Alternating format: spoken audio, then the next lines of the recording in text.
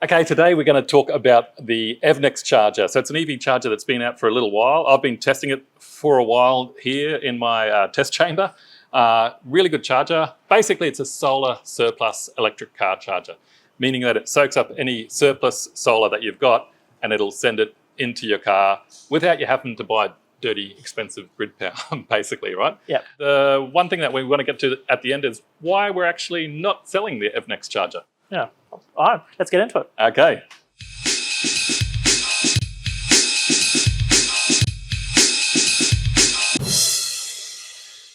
Okay, Yorick, the first thing is that they're a Kiwi company. You checked them out at All Energy last week. You would have noticed their accent down there. I did, yeah. I was down in Melbourne for All Energy. Got to have a chat to the guys from Christchurch, and they're a good set of guys. The Evnex charger is made in Christchurch as well, which, look, I mean, the fact that basically everything from the PCB board all the way to the assembly is done across the pond in New Zealand is fantastic. Yep. Being a Kiwi company, there's a big focus on being environmentally friendly. So the housing's all bioplastic, which I like. It comes in 4 colours inspired by the landscape of New Zealand. And one other thing as well is they've got fantastic customer support. Yes, that you experienced. I did, yeah. So look, we had a little bit of a hiccup. No fault of the Evnex charger. It was entirely our mistake, but their customer support was excellent. They called me back within 5 minutes, and they spent probably a little bit more than they should have on the phone running through our problems. Yeah, and pushed a firmware update that gave us a new feature that you've wanted. It's a pretty cool feature. We'll get into that in a minute as well. So you've been doing some testing? Yeah, so that's right. So, it's all nice that you've got a warm and fuzzy Kiwi company that has made this thing, but I've learned that there was this English company that made a Zappy charger. That sounds nice as well, but it totally failed. And this is where I got into this heat testing. So basically I close this chamber off here, I put my heater on, I heat the chamber up as I'm charging the car for over a 4-hour period or whatever it takes, and I see if it derates, because when the charger gets hot, it won't put out 32 amps continually. It'll start putting out less and less power. The Zappy charger ended up getting worse and worse over time. I worked with them and they were doing firmware updates, and I've got a long story about that, but basically it derated down to 6 amps. Evnex charger is an interesting one. So it was charging at 32 amps at first, right? We heated it up, got it right up to 38 degrees on this one.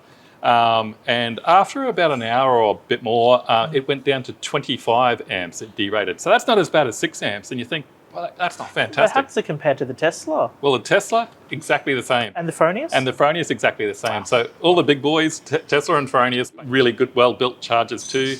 They derate, so you don't put EV chargers out in the sun anyway, and they are going to derate to protect themselves. It's just derating down to 6 amps is a worry. Evnex, in my point of view, it passed that test.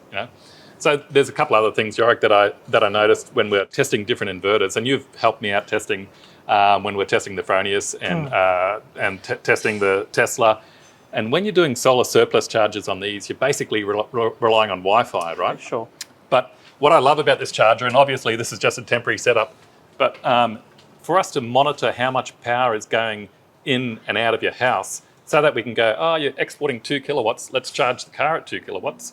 Instead of using a Wi-Fi connection, an internet connection for Which can be a little bit unreliable at times. Exactly, and that's the problem. This is a completely reliable cable, which is really good for that stability. We all can lose Wi-Fi, and losing that solar feature just because you've dropped out of Wi-Fi is just such a pain. We probably also get a bit more responsiveness too out of a hardwired connection than a Wi-Fi connection. Exactly, yes. It's really quick at responding to what's going on there as well. And there is a little bit of a catch to that. If you've got a shed that's separate from your house and your main switchboard is at your house, you need to be able to run a cable across there. But we've got other solutions for that. Yeah, there are other solutions. But, Evnex is not the perfect one for this situation, but either way, like in most situations, I think it's going to be such a better way of charging. So for me, it was thumbs up in the testing department. Yeah. And what do you think about the fact they've got 4G built into it? 4G is so good. So normally every product just has Wi-Fi, right? And they've got a 4G SIM card like you have on your phone. Internet connection without having to rely on Wi-Fi connection.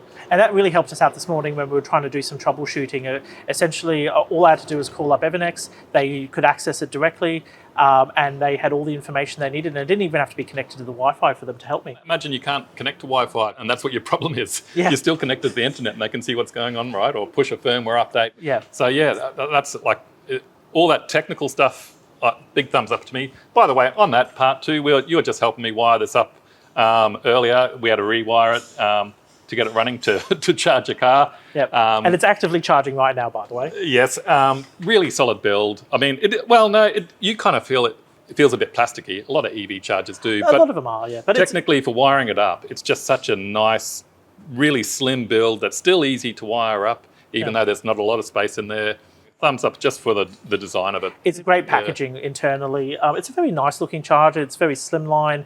And I think it's also fair to say that the app is very similar. I mean, they've got some fantastic features. Let's get onto the features of the app and things like that. Yeah, so look, the app is incredibly feature rich, but also user friendly. Everything's beautifully presented. One of the things I really like about the app is that I can very quickly see how much a charge has cost me because I can put in my buy-in rates, feed-in rates for my solar power.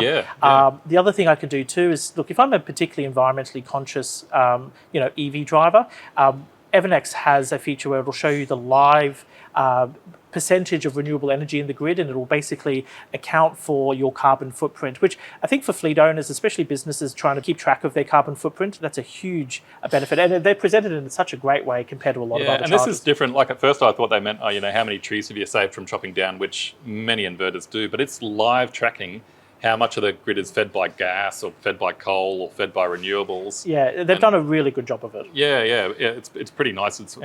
For commercial, it could be a very interesting thing when commercial big companies want to be focused on charging on green. For customers, it's just a quite cool, nice little feel-good feature. It is definitely a feel-good feature. And also see with sophisticated scheduling, charge on solar features, this basically competes with the big dogs when it comes to that functionality. Yeah, it's fantastic. We really like the Zappy. I think I prefer the Evnex now, as far as features go, right? I would say so as well. I think the app is better and it's just a lot more, nicely presented. Okay, but Yorick, we've not sold one yet. We've installed one. I've been doing my best, Mark. Come on. In fact, I've installed this probably 3 times, but the same one, and we haven't sold any yet. And I'll tell you why we haven't sold it. Why is that? It's really just because we're a solar company and we focus on selling the Tesla Powerwall 3, which is an inverter and a battery, and the Fronius EV charger. So if we install a Fronius, I'd probably install a Fronius Watt Pilot. So would I. Yeah. If you're installing Tesla, quite often it's better to install a Tesla charger. Mostly for the button on the charge handle. Well, we'll get to that in a second. So it's an affordable charger, but it's not great with solar surplus. Yeah, unless you have a Tesla car and a Tesla battery, you don't get solar surplus charging on the Tesla wall connector.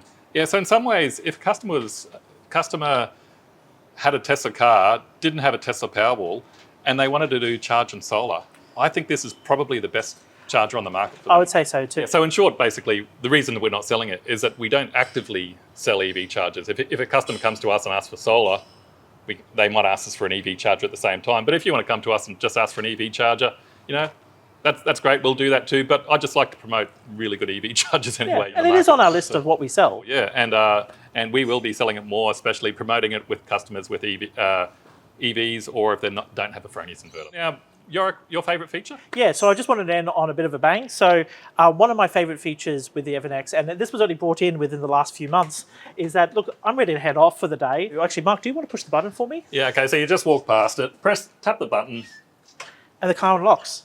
I mean, how good is that? That's excellent. So and now your cap closes on the Tesla. Yeah, actually, I'm not fully charged yet. Could you just open it up again for me? If you want to put it back in, don't get your phone out, just tap the button. Love it. And she opens up. Wonderful. So that is a really cool feature. That was the firmware update they just did recently. Yeah. I think that kind of just was a cherry on top. Yeah. And the icing, So. I think this makes it better than almost every other EV charger on the market that has charge on solar capability. Yeah. So definitely thumbs up for this EV charger. Evnex, great company, great build, great features. I'd be installing it. Yeah, I look, it's definitely on the top of my list. Cool. Thanks, Yorick. Thanks, Mark. Okay. All right.